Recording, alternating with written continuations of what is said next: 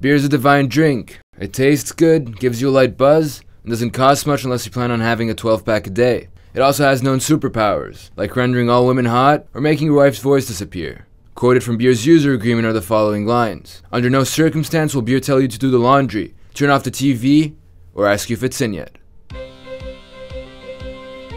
As early as 4000 BC, Sumerians were already making beer out of bread to spice up their nights. By 3000 BC, their successors, the Babylonians, were taking their brewing way more seriously. They already had some 20 different types of beer. They liked it so much that if a bartender was caught watering down her ale, she would be drowned in it, legally. Continuing the tradition, the Egyptians were also brewing it in 1550 BC out of more barley, which is the malt used in today's production. They even buried their drinks with a pharaoh so the maggots decomposing them could have a little fun. Fast forward to the Middle Ages. Beer was still a big thing. So big that even the monks decided they wanted their share of the goodness. The monasteries were the biggest producers of beer, and the monks themselves consumed sometimes up to 5 liters a day. Lord only knows what would happen after the drinking was over.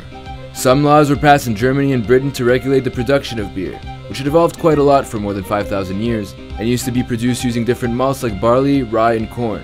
Today, the recipe for beer is stable and yields a tasty yet easily producible drink, which you can even brew at home with some basic equipment. The 4 main ingredients that go into beer making today are barley, hops, water, and yeast. Malted and mashed barley mixed with water produces a sweet liquid called wort, which is then boiled and given flavor by adding hops, a small green fruit that grows on a plant related to cannabis. Before you ask, no, you can't smoke beer. Yeast is then added to the cooled and filtered mixture to induce fermentation, converting the sugar into alcohol and CO2. Your beer is then ready to be bottled, aged, and used as an excuse to hit on your wife's best friend and bully your kids. Hey!